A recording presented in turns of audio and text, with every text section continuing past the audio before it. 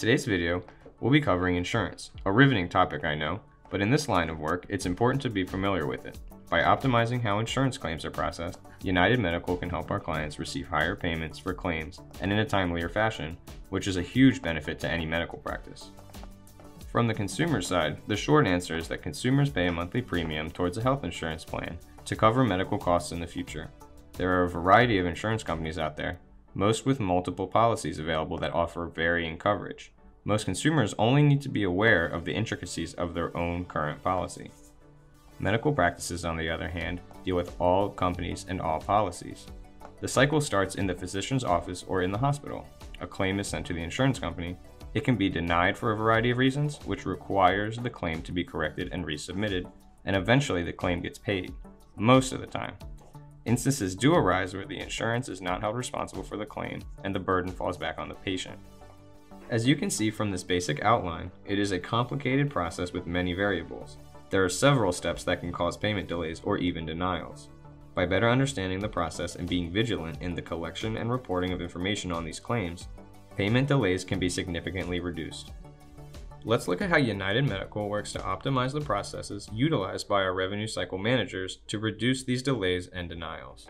Medical practices must work with numerous insurance companies and policies. There are a significant number of policies for a revenue cycle manager to master and process claims correctly. Before we get overwhelmed, let's break it down a bit more and look at the main categories of insurance coverage in the United States. Of the insured population in the United States, 38.2% have either Medicare or Medicaid. If revenue cycle managers familiarize themselves with the Medicare-Medicaid system, they will be equipped to successfully complete 40% of the work their position demands. Most claims are not handled by Medicare or Medicaid directly, but rather locally based Centers for Medicare and Medicaid Services, CMS. The CMS must obey all rules and regulations outlined by Medicare and Medicaid, assuring their process is uniform across all CMSs. Based on this data, I would recommend new revenue cycle managers spend their first few days familiarizing themselves with Medicare and Medicaid rules and regulations. This knowledge will assist them with 40% of their day-to-day job. But what about the other 60%? That group is the employer-based policy or non-group policies, and there are hundreds, even thousands of variables within this group. Becoming an expert in this space would be an impossible task and inefficient. Instead, we break things down by regions that each revenue cycle manager has a small group in which they specialize. To use my home state for an example, there are only 4 major insurance companies operating in Delaware: Highmark, Aetna, United Healthcare, and Cigna. Any revenue cycle manager who is assigned to the state of Delaware as a region need only know the ins and outs of these 4 companies. Yes, there will always be outliers that need to be handled on a case-to-case basis. No amount of preparation can cover every eventuality. But by partitioning our workload and giving revenue cycle managers smaller fields in which they specialize, we set up to become experts in the claims they deal with 99% of the time. Furthermore, when insurance companies process claims on these policies, there's little risk to the insurance company because these plans are employer funded. The costs are already balanced against the contributions from the plan providers and are not a draw on the insurance system.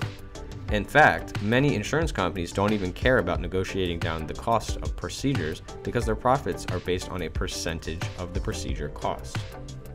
Partitioning by region isn't the only way revenue cycle managers are organized to increase their expertise. Various types of practices have different insurance interactions. It wouldn't be very efficient for every revenue cycle manager to know the variables in a podiatry practice, so instead, certain revenue cycle managers handle particular practices. We divide the practices as follows: office-based specialty, office-based PCP, combination-based specialty, surgical, OB/GYN, podiatry, and facility.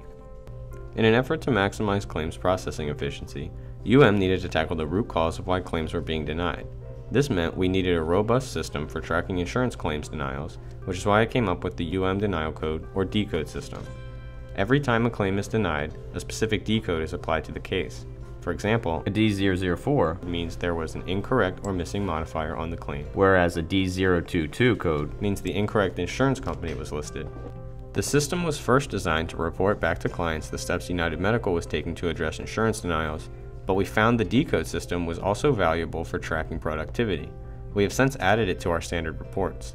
By tracking these details, we were able to classify common reasons for insurance denials and advise clients on internal procedures needed to reduce instances. also reviews claim denials to see if the denial was preventable at some point in the adjudication process, and if so, where was the information breakdown that resulted in the denial. By being meticulous in our examination of the data, we can work with our clients to improve their internal processes. As you can see, a large number of preventable denials originate from our clients. When we drill down deeper, we can identify where in the workflow these denials derive from. Most denials originate from the client's check-in procedures. By working with the clients to identify and resolve these issues, is able to help correctly process and receive payments without the needless delays insurance denials can cause. Denials typically fall into one of four categories: insurance-related issues, diagnosis-related issues, current procedural terminology or CPT code issues, and modifier-related issues. I'll address each of these in turn. Insurance-related issues make up to 40% of all claim denials. We've been able to reduce the number of denials by making sure we check patients' eligibility, such as confirming they provided the correct insurance to begin with, and taking steps to make sure information is entered into the system accurately, such as copy and paste from a patient's records, rather than relaying the information. Diagnosis-related issues refer to incorrect diagnosis codes being used on the claim. A diagnosis code differs from a CPT code in that the diagnosis code refers to why the patient was seen, whereas the CPT describes the medical procedure the patient underwent. An example of when these claims might be denied would be if the insurance claim was part of an annual wellness visit, but the appropriate code for that visit was not listed. CPT codes are set by the American Medical Association to define specific procedures or services provided and follow-up treatments. For instance, a doctor's visit for a patient in the age range 18 to 39 has the code 99385, and for age 65 plus, a 99387 code. However, Medicare and Medicaid use different codes for the same procedures. Denials often occur because the wrong coding system was applied to the claim. Every month, United Medical reviews our revenue cycle manager's work and evaluates two factors: the accuracy of information entered and whether the appropriate procedure was followed through regardless of the actual outcome, what we refer to as quality met. We are excited to report a 94% accuracy rate and quality met rate for our RCM team, a rate that is increasing as we continue to refine and improve our processes. At United Medical, we take insurance claims very seriously, and we want to make sure our clients have as few denials as possible. After all, every denial in revenue delayed or potentially lost.